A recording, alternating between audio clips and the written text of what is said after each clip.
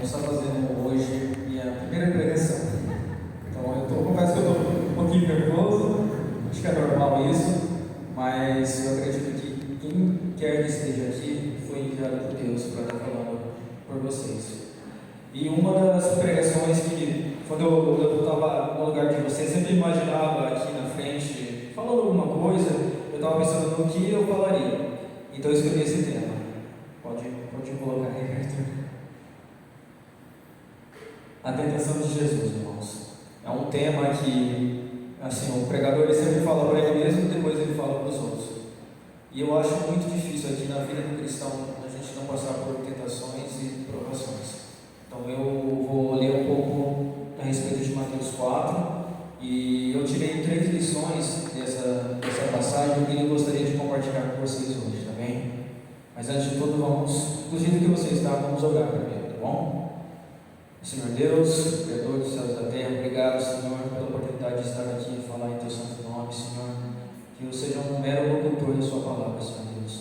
Abençoe, proteja todos aqui, abençoe todos aqui presentes, Senhor. Que cada palavra, que alguma palavra, Senhor Deus, que possa mudar a vida de alguém aqui ou a vida de outras pessoas. Eu te peço em nome e glória do Teu santo nome. Amém. Todo mundo tem que estar com a Bíblia? Tem alguém que está sem Bíblia? Não, né? Legal. Bom, irmãos, se vocês estão com a Bíblia, em Mateus, capítulo 4, versículo de 1 até 11. Quem falou, quem achou aí, fala bem já, viu? Então vamos lá. A seguir, Jesus, levado pelo Espírito ao deserto, para ser tentado pelo diabo. E depois de jejuar 40 dias e 40 noites, teve fome. Então, o tentador, aproximando-se, lhe disse: Se és filho de Deus, mande que essas pedras se transformem em pães. Jesus, porém, respondeu: Está escrito: Não só de pão viverá o homem, mas de toda palavra que procede da boca de Deus. Então, o diabo o levou à cidade santa, colocou-o sobre o pináculo do templo e lhe disse: Se és filho de Deus, atira-te abaixo, porque está escrito: Aos seus anjos ordenará a teu respeito que te guardem, e eles te sustentarão com as suas mãos, para não tropeçares em alguma pedra. Respondeu-lhe Jesus: Também está escrito: Não tentarás o Senhor teu Deus. Levou ainda o diabo a um monte muito alto, mostrou-lhe todos os reinos do mundo e a glória deles, e lhe disse: Tudo isso te darei se prostrado me adorares. Então Jesus lhe ordenou: Retira-te, Satanás, porque está escrito: Ao Senhor teu Deus adorará, e só a Ele darás culto. Bom, irmãos, a respeito dessa passagem de Mateus 4, eu queria compartilhar com vocês 3 lições que eu achei muito interessante e eu acredito que vai fazer muito parte da nossa vida, principalmente da nossa vida como cristão.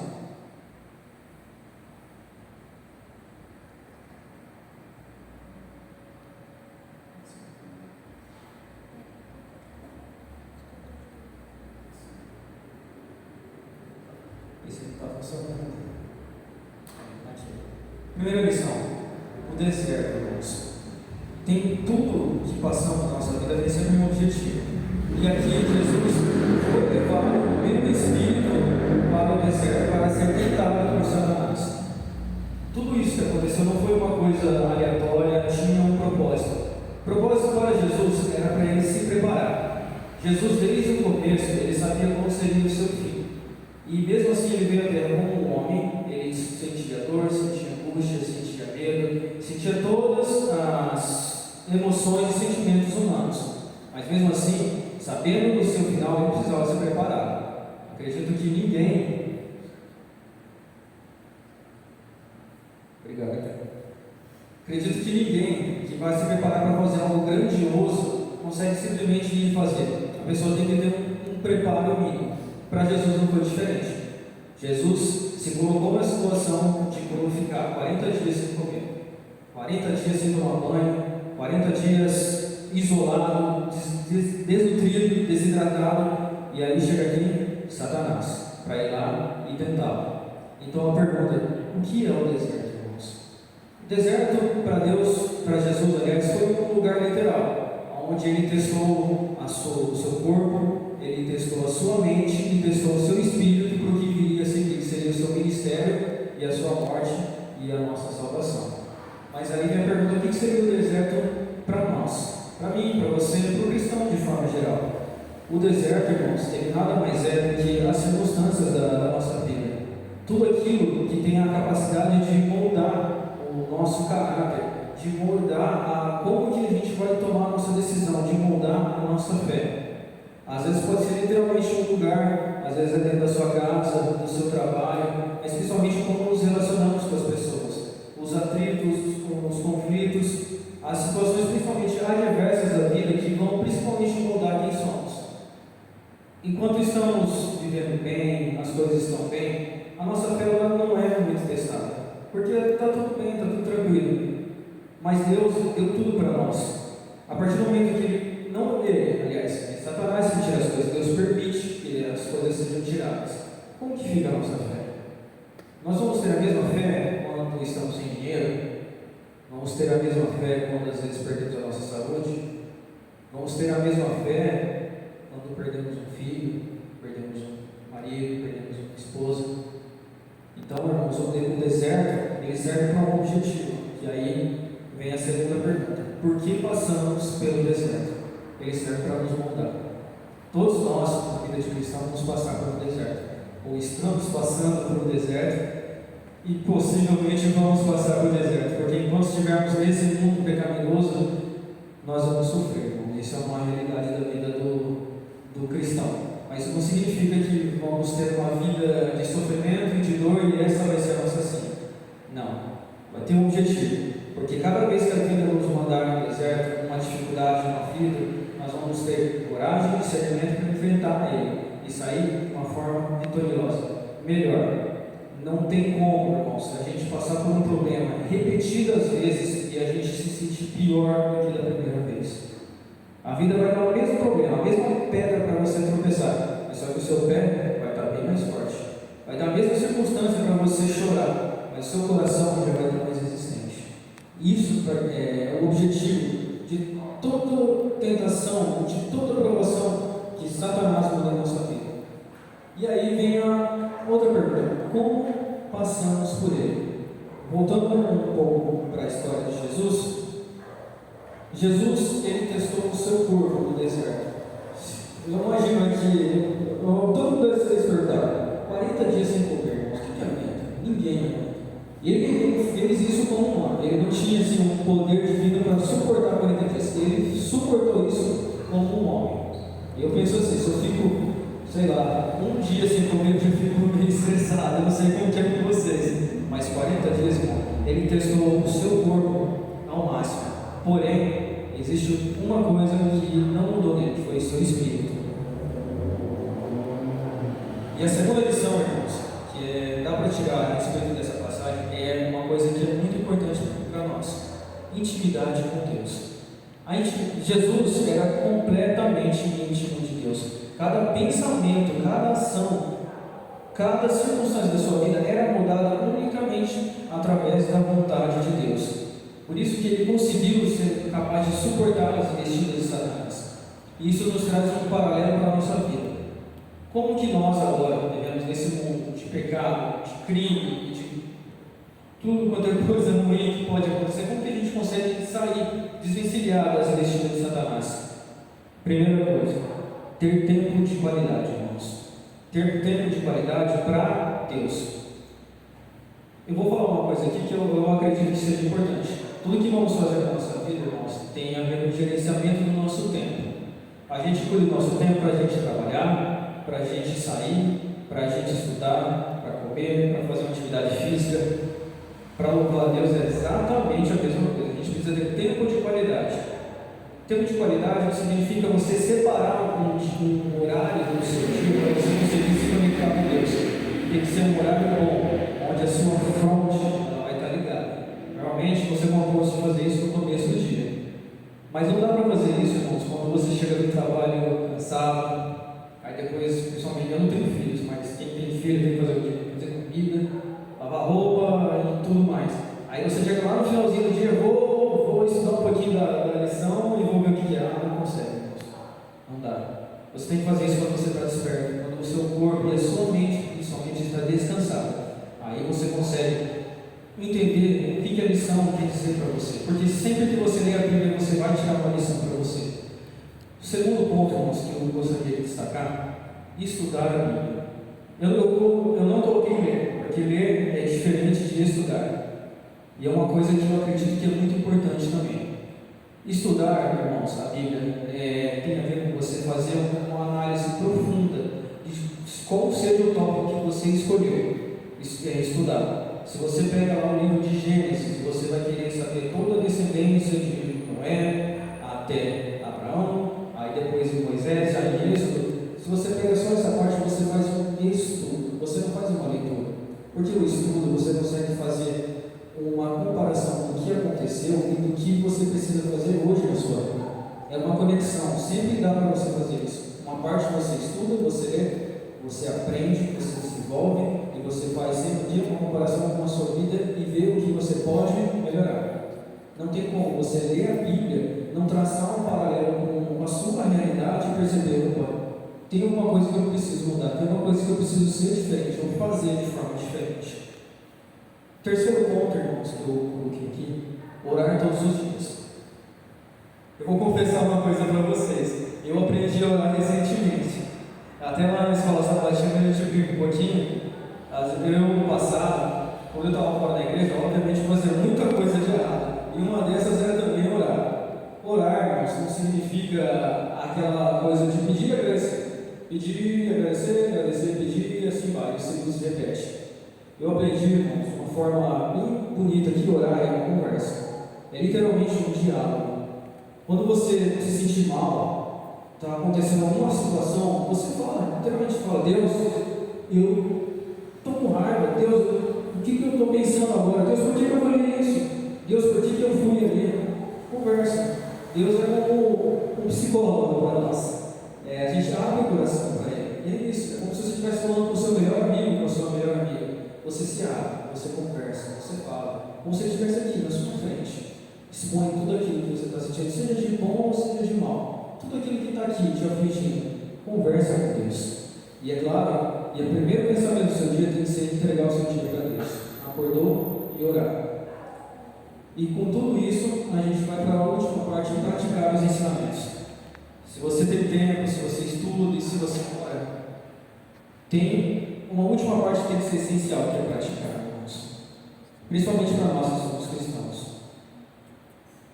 Todo conhecimento que a gente adquire aqui, que você adquiriu na sua casa, lendo a Bíblia, que você adquiriu em algum culto, na escola sabatina, é nosso dever, é nossa responsabilidade compartilhar. Não importa da forma que for, se for através de louvor, se você for fazer um testemunho de como a sua vida mudou, se você for fazer uma pregação, se você for ajudar alguém, tudo que você aprendeu, não importa se é muita coisa ou se é pouca coisa, é nosso dever como cristão compartilhar. Tudo isso que eu falei em relação à intimidade com Deus, Jesus tinha tudo isso. Com certeza ele foi a pessoa que viveu nesse mundo que teve a maior ligação com Deus. Ninguém mais vai conseguir isso. E foi só através disso que ele conseguiu resistir às investidas de Satanás. E nós vamos chegar a uma conclusão óbvia a respeito disso. Se não tivermos intimidade com Deus, cairemos facilmente nas armadilhas e nas tentações que Satanás coloca na nossa vida. Ele coloca armadilhas que pegam a gente de forma ardilosa. Muitas vezes o pecado, a tentação, quando chega para nós, Satanás nunca aparece para a gente de uma forma diabólica, ruim. Ele vem com um monte de luz. Ele vem com uma pessoa bonita, falando bonito, te mostrando algo que parece ser legal, e às vezes até você consegue te convencer que está fazendo o que é certo, mas no fim, o único propósito dele é destruir a sua vida e te matar. Não tem um outro objetivo para qualquer outro caminho que Satanás coloca na sua vida, que é para te destruir e te matar. Então, irmão, sem intimidade com Deus, não dá para fugir das investidas de Satanás. Precisamos ter intimidade com Deus. E além disso, Satanás, quando foi tentar Jesus, ele tentou na parte do seu corpo, do seu espírito e da sua mente. Mas tem um outro campo que Jesus também venceu ele. E é um campo que nós precisamos estar também afinados, na ponta da língua, que é a palavra de Deus. Jesus era um exímio conhecedor da palavra de Deus. Conhecia as Escrituras como ninguém na época. Além de ele estar cheio do Espírito, ele estava cheio do saber e do conhecimento da palavra. E uma das lições que dá para tirar a respeito da palavra, vamos voltar aqui para o versículo. Toda vez que Satanás tentou dar uma investida, o que Jesus respondeu? Está escrito. Essa foi uma das falas que, quando eu li, eu fiz uma grande, assim, virou uma chave na minha cabeça. Porque muitas vezes, irmãos, ainda mais nós somos adventistas, nós vamos ser questionados, nós vamos ser indagados, a gente vai ser ali expostos, principalmente por causa da nossa doutrina. E o principal delas é o quê? O sábado. Desde quando eu falei que sou adventista, muitas pessoas questionam: por que o sábado? Onde está escrito isso no sábado? Por que você adora o sábado?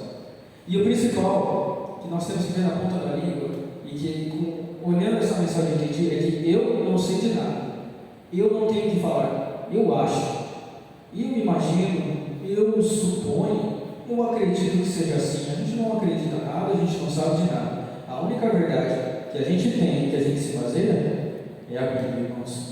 E assim como Jesus fez, Jesus, mesmo sendo o criador de tudo, ele não falou assim: Satanás, eu sei de tudo, você está falando besteira. Ele falou: não, está escrito, não só de pão viverá o homem, mas de toda palavra que procede da boca de Deus.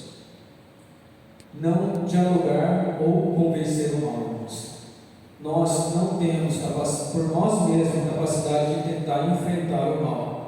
Nós não temos nem sequer argumento para tentar enfrentar o mal de acordo com o nosso próprio ser, nosso próprio conhecimento. Se vierem até você, questionando, trazendo tentações, nós temos o melhor livro de autoajuda do mundo aqui na mão para conseguir desvencilhar o mal, que é a Bíblia. Não podemos, irmão. Quando o mal vier até nós, nós temos poder e autoridade para rebater ele através da palavra de Deus. E uma coisa que também é muito importante, sempre recorrer à Bíblia.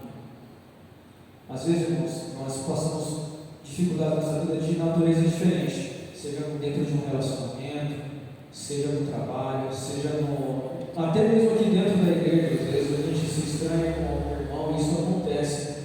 E, incrivelmente, na Bíblia tem toda e qualquer forma de você resolver conflitos e problemas, irmãos. E uma coisa que é sensacional hoje, no mundo que a gente vive, é a internet. Ela pode ser uma bênção e pode ser uma maldição. Se você, por exemplo, está com algum problema no seu casamento, se você digitar aí no Google, onde na Bíblia fala sobre relacionamento, vai aparecer 30, 40 páginas de onde você pode ler, estudar, refletir e resolver o seu problema. Isso é sensacional. Para nós hoje, o conhecimento que está na Bíblia está mais fácil do que nunca. Porém, nós temos uma parte que é importante, que é correr atrás.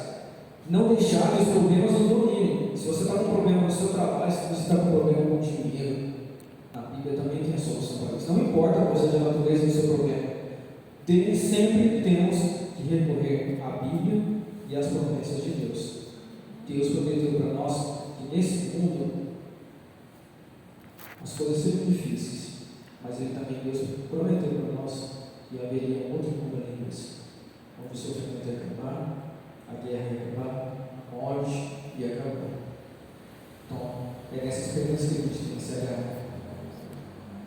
Jesus conseguiu vencer Satanás porque ele tinha o Espírito de Deus com ele e porque ele tinha a palavra de Deus com ele. Isso é uma lição que todo cristão tem que ter. Para você conseguir vencer Satanás na sua vida, para você vencer as tentações e passar pelas provações, precisamos ser íntimos de Deus, precisamos ser amigos dele, precisamos entender como ele foi. Então, irmãos, para encerrar, queria deixar um apelo aqui para vocês. Primeiro,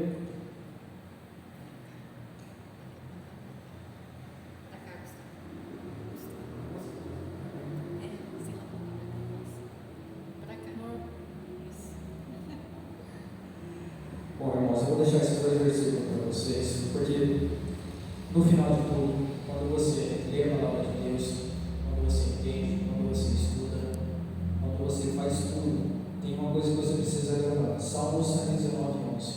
Guardei a tua palavra no meu coração para eu não pecar contra ti. Se você grava as palavras de Deus na sua fonte e coloca os princípios no seu coração, não tem nenhum mal nesse mundo que vai conseguir te afligir. Porque a palavra de Deus é exatamente como está em Hebreus 4:12. Ela é viva, ela é eficaz, ela é mais penetrante do que a espada comum de dois gumes, e penetra até a divisão da alma e do espírito, e das juntas e medulas, e é apta para discernir os pensamentos e intenções do coração. A palavra de Deus, irmãos, nos dá discernimento para entender os nossos próprios pensamentos. Quais pensamentos que vêm de Deus e quais pensamentos vêm de Satanás. Não existe um meio termo. Se você está se sentindo afligido, se tem situações passando na sua vida, primeiro faça uma reflexão. Isso é o que Deus quer para mim ou é isso que Satanás quer? Esses pensamentos, essas vontades, essas falas, é Deus que está mandando para mim ou é Satanás que está mandando? E é graças à palavra de Deus que a gente tem capacidade de entender isso. A palavra de Deus, irmãos, ela é incrivelmente poderosa. Ela consegue tornar o impossível possível. Ela traz à realidade aquilo que simplesmente não existia. Ela tem capacidade de destruir todo o mal que está afligindo você agora, que está afligindo talvez o seu casamento, os seus filhos, a sua família, a sua saúde, os seus planos. Todo o mal que está afligindo você agora, a palavra de Deus tem poder contra isso. E se você proferir a palavra de Deus com uma fé genuína e sincera, tenha certeza, irmãos, ela vai surtir efeito. E tenha mais uma certeza, irmãos. Se vocês estão passando agora por tentações, por provações principalmente, saiba que Deus vai permitir isso na sua vida, porque estamos num mundo de pecado. Mas Ele vai permitir isso com um propósito.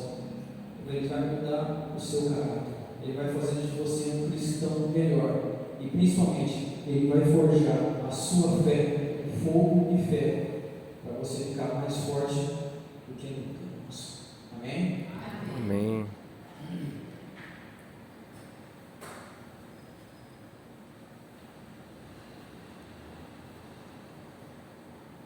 Para encerrar, vamos cantar o hino de número 336, Salmo dos Salmos. Vamos colocar em pé?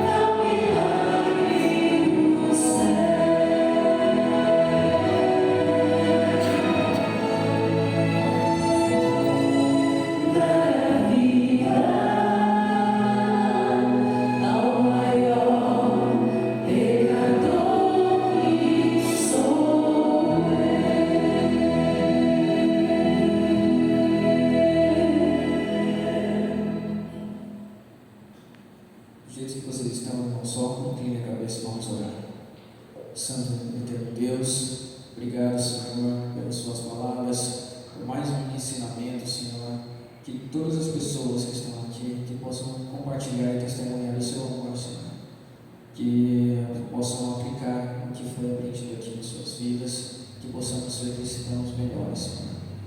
A nossa jornada está só começando, ainda muitas pedras virão pelo nosso caminho, Senhor Deus, mas confiamos em Ti, e sei que somente a Ti poderemos vencer, Senhor. É isso que eu te peço e te agradeço, em nome de Jesus. Amém.